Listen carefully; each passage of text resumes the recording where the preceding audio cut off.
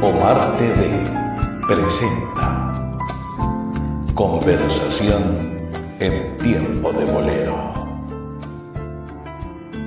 ¿Qué tal, amigos? Bienvenidos a nuestro programa. Hoy mi invitado especial es Jorge Layana. Mi querido Jorge, bienvenido a nuestro programa. Muchas gracias. Quiero comenzar con algo interesante porque tu apellido es muy musical. Yo me acuerdo hace muchos años de maestras de la música que llevaban tu apellido. Y vamos a comenzar por la familia. ¿De qué familia vienes y tu formación musical? Primero, muchas gracias por la invitación. Gracias por darme un espacio para dar a conocer lo que vengo haciendo ya por años, heredando un talento. ¿Qué son cuántos años? 35 este ¡Wow! Año de profesión. ¡Qué bello! 35 de haberme graduado.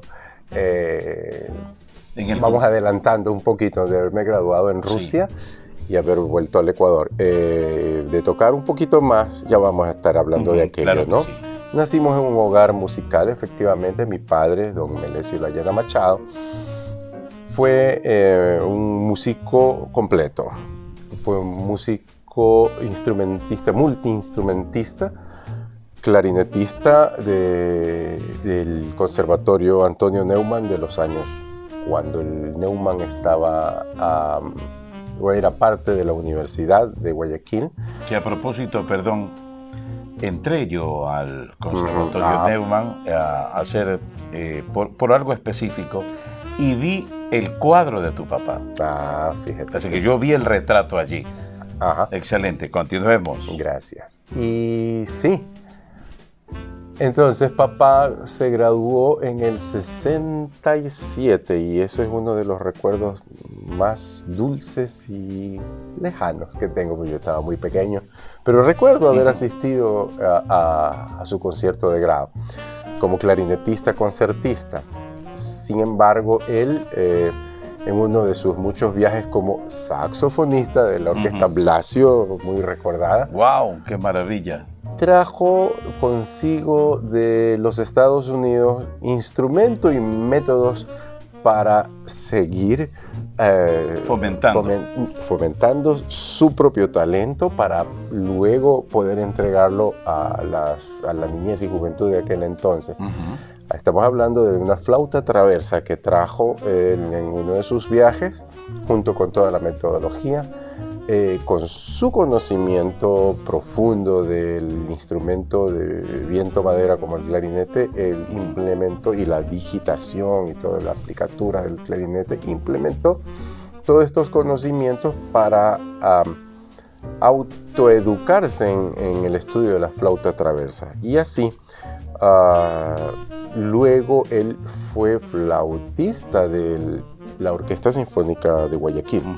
Antes había sido él uno de los integrantes fundadores del grupo orquestal, ¿no? De la Orquesta Sinfónica de Guayaquil, como clarinetista. Luego pasó a ser flautista.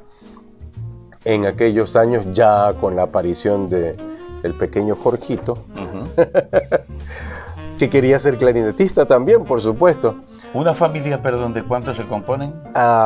Nosotros somos 5 hermanos. Las 3 hermanas mayores estudiaron algo de música, pero no decidieron por la profesión. Mi hermano mayor sí, Melesio, y él era ya clarinetista. Que tengo que hacerte ahí un pequeño paréntesis, porque hemos disfrutado de Melesio, tu hermano, en el saxo alto, en la orquesta nuestra, que tantos programas hemos hecho juntos. Sí. Y ya que Melesio estaba ya tocando el clarinete, pues al pequeño Jorgito le dijeron: aquí te tengo un clarinete muy especial. ¿Ya? Se trataba de un oboe.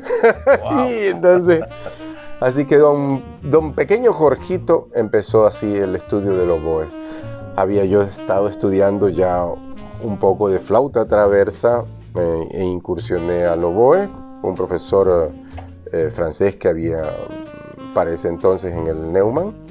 al profesor Iván Cerny. Me gradué del colegio y estaba la disyuntiva si seguir en la música o alguna otra profesión. Decidimos por la música, aplicamos una beca y estuvimos poco tiempo más tarde en Moscú, continuando nuestros estudios hasta la obtención de la maestría. Ahora, dime una cosa, mi querido Jorge, ¿en qué te sentiste inspirado? A lo mejor siguiendo el ejemplo de algún familiar, o te llamó la atención, porque déjame decirte que yo pienso que los oboístas son muy pocos acá. Casi que la elección no fue mía, mi padre me lo impuso. Casi que me lo impuso mismo. Sí, pero ¿por qué a mí desconocido? Porque en su visión del desarrollo musical de nuestra comunidad y del país, él acertó al hecho de que no hay tantos oboístas. Claro. A aquel momento no es que no habían tantos, es que no había en la ciudad oboístas. Y me convertí, bueno, como te digo, me lo impuso, luego yo me enamoré del instrumento, por eso seguía, a pesar de tener la opción de la flauta, el clarinete, el saxo, que por ahí hay alguna fotito haciendo travesuras con el saxo. Y dime una cosa, porque como tú sabes, este programa se llama Conversación en Tiempo de Bolero. Cuando tú dices me enamoré del instrumento, ¿en qué te enfocaste? O sea, ¿qué te llegó? Su sonido, etcétera, porque inclusive pues tiene pues una boquilla diferente, ¿no? Correcto, sí. El amor llegó exactamente por la calidad del sonido, la particularidad del sonido, escuchando grabaciones y luego escuchando al maestro que tenía para el momento, don Iván Eso que Cerny. te quería preguntar, ¿tenías tú algún referente sobre el oboe? Sobre un... alguien que lo interprete. Sí, el maestro que escuchaba en las grabaciones, luego, no sabía en ese momento quién era, luego supe que era Pierre Pierlot, un referente a nivel mundial, oboísta francés que hizo historia. Y el maestro que tenía yo, Iván Cerny, francés, venía de esa misma escuela. Entonces, en mi cabeza hizo clic la grabación, pero tenerlo ahí en vivo, tocando en la misma clase, fue espectacular. Pero eso tú lo estudiaste aquí en Guayaquil. Aquí en Guayaquil. En Guayaquil. ¿Y cómo nace esa ruta hacia Moscú? De una manera muy particular.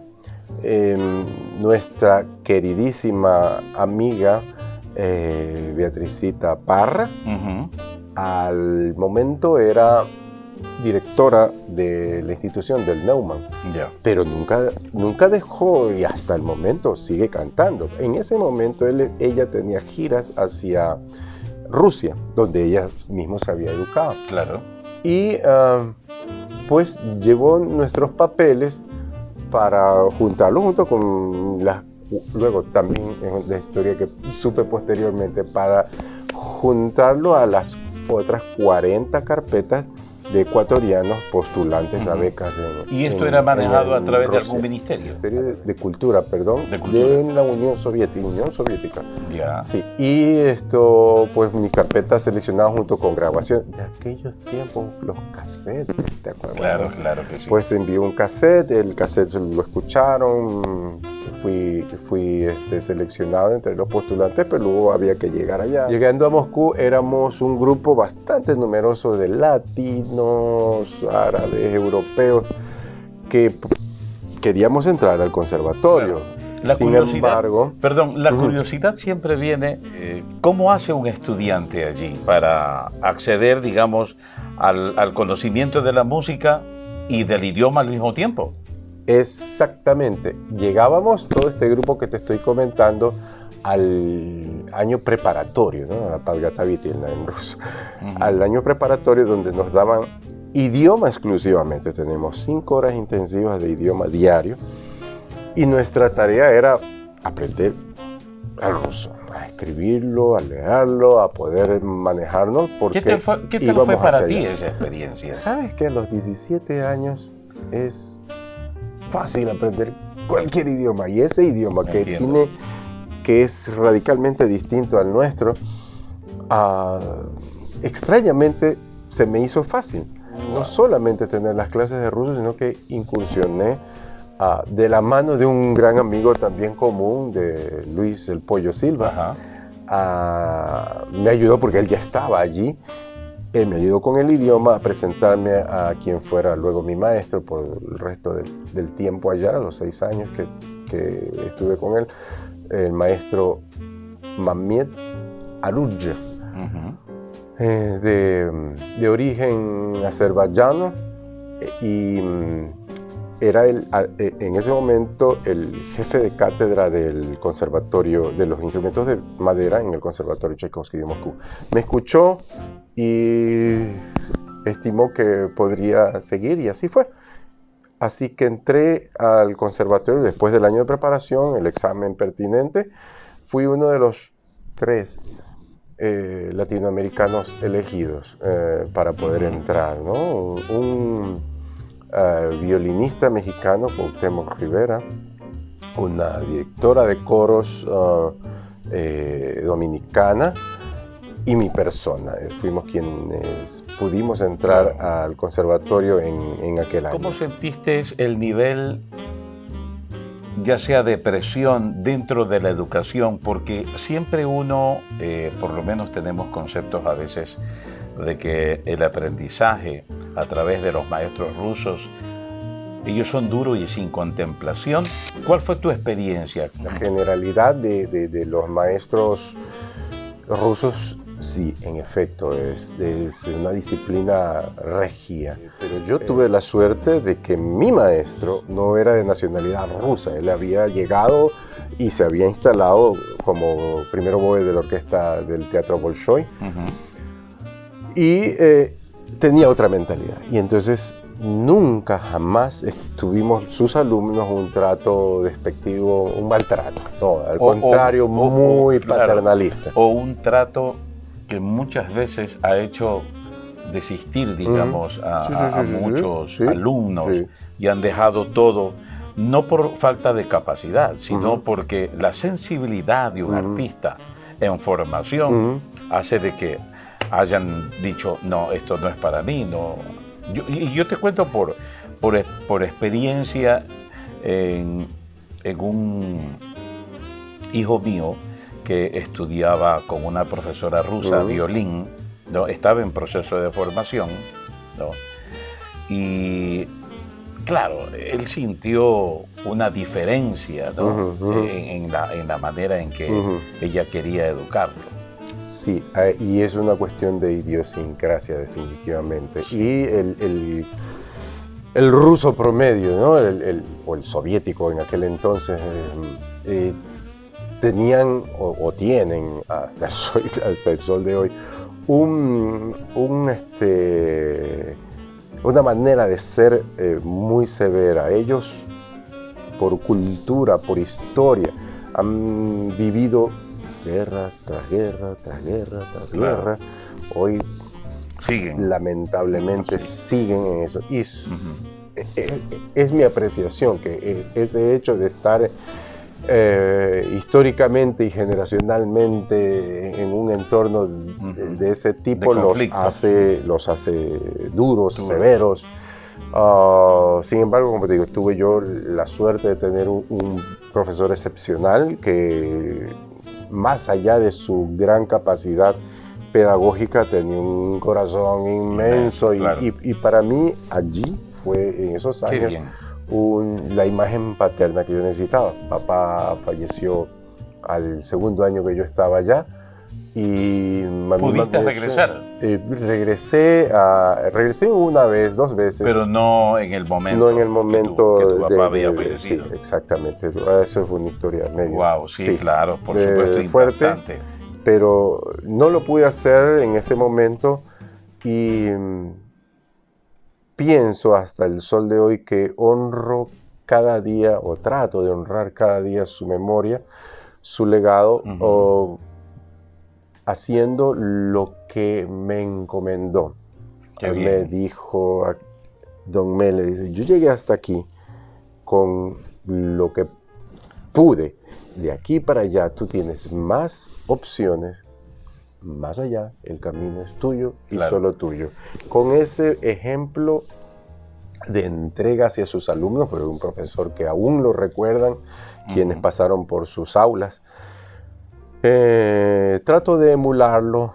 Aún me falta mucho por poder hacer lo que él hizo, pero Claro. vamos en ese Pero anhelo. te digo una cosa, Jorge, que eso es un sentir general, natural en todos los músicos, de nunca estar satisfecho con nuestro conocimiento y aspirar siempre a seguir estudiando y seguir preparándonos, ¿no? Porque en ese sentido yo comparto plenamente también esos sentimientos, ¿no?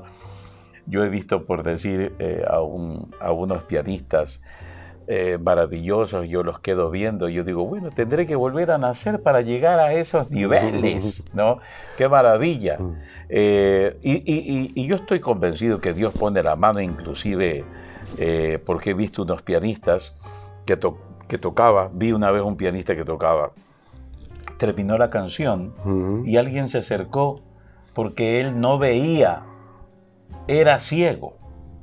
Y lo ayudaron a levantarse del banco y se fue. Yo digo, Ave María, y uno que tiene todo, muchas cosas que están tan bien, ¿no? Entonces, pero ese es el amor natural hacia la música, hacia el conocimiento. Y como digo yo, qué bueno que hayas tenido la valentía en el momento de elegir y decir, yo voy a dedicarme a la música. Esta carrera es pasión. Te mueve a ti la pasión, el deseo de llegar, de querer tener el conocimiento para poder interpretar tal o cual melodía, o tener un oído magistral para desarrollarse y aprender, y etcétera. Esa es una fuerza difícil a veces de explicar, porque la gente dice, bueno, decían, ¿y usted qué profesión tiene? Bueno, dice, yo soy músico. No, sí, pero ¿qué profesión tiene? Músico, señor. Sí. Entonces la gente siempre ha pensado que las carreras tradicionales, académicas, es donde la gente tiene que llegar. Hoy, afortunadamente, Jorge, estamos viviendo nuevas etapas de nuestra vida en el cual la gente ya maduró, pero maduró con ejemplos como el tuyo. Gracias. De dedicación, de ejemplo, de amor hacia su padre, de amor hacia su familia, ¿no? De irse de su tierra para aprender inclusive el idioma y de no estar en los momentos más importantes, sentimentales.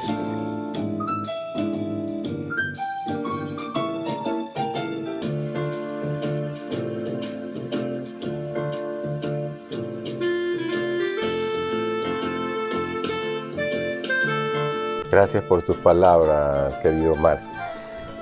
Sí, nos tocó un momento así y yo le doy gracias a Dios porque en su momento no lo vimos así, no lo vimos como una bendición, lo vimos de manera distinta.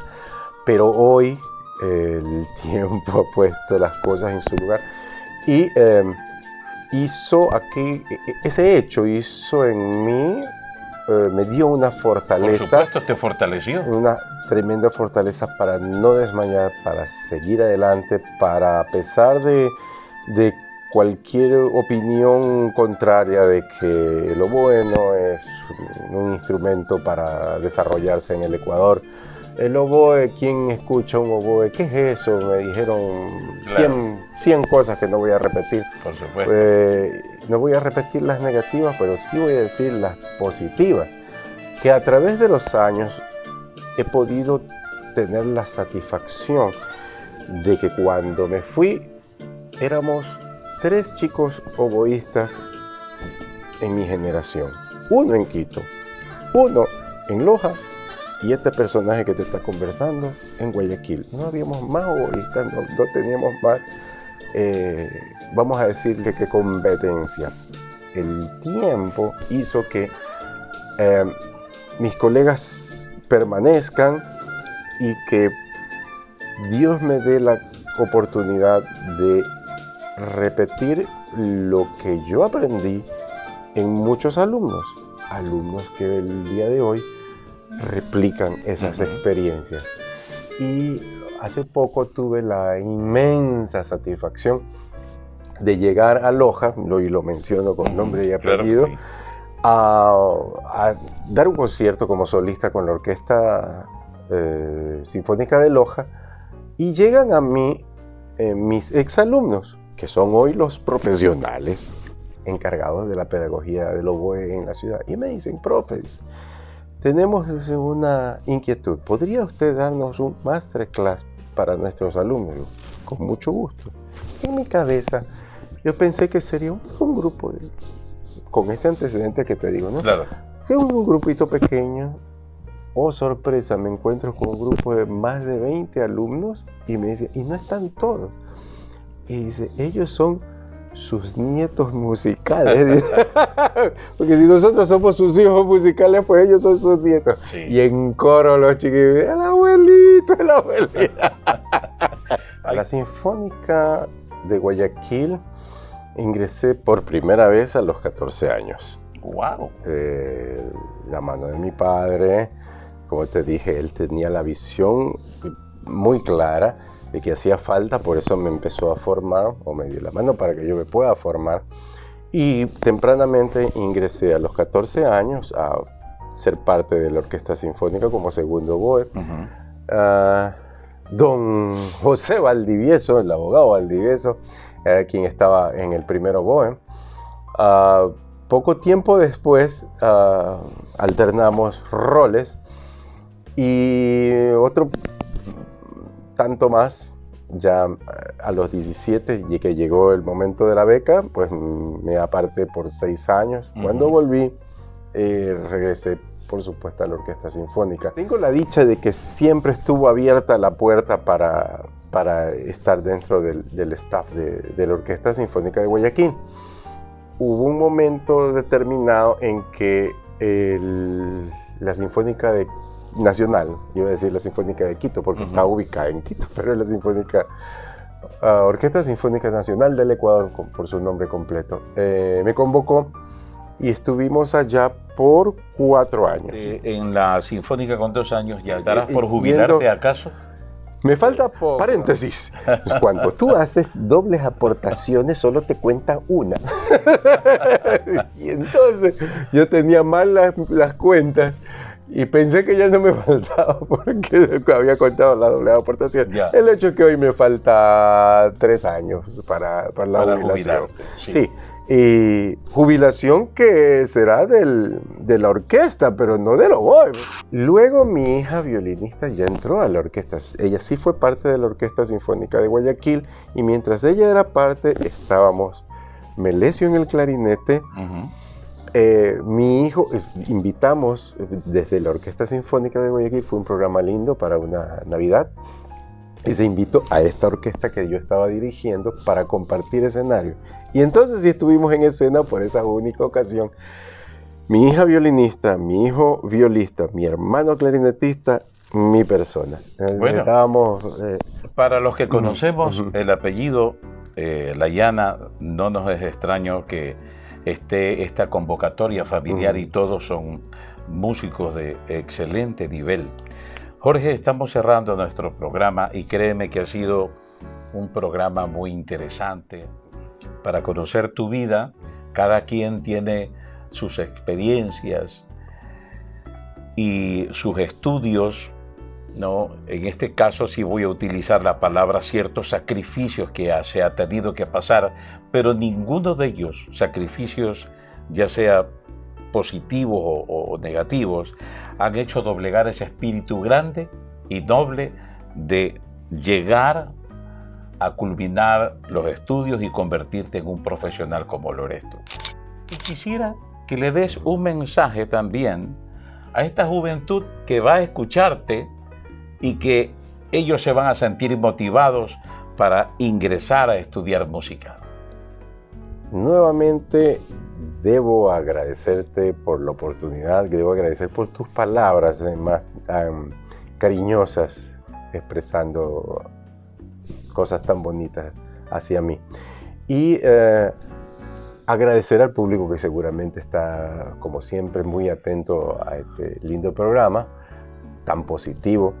Y el consejo que me dices tú, con mucho gusto, repito lo que por años pude decir mientras dirigía la Orquesta Sinfónica Infanto Juvenil del Guasmo. A la niñez y juventud, animarlos a que ingresen a este hermoso mundo del arte. Cuando nuestra alma se nutre del arte, no hay cabida para cosas negativas.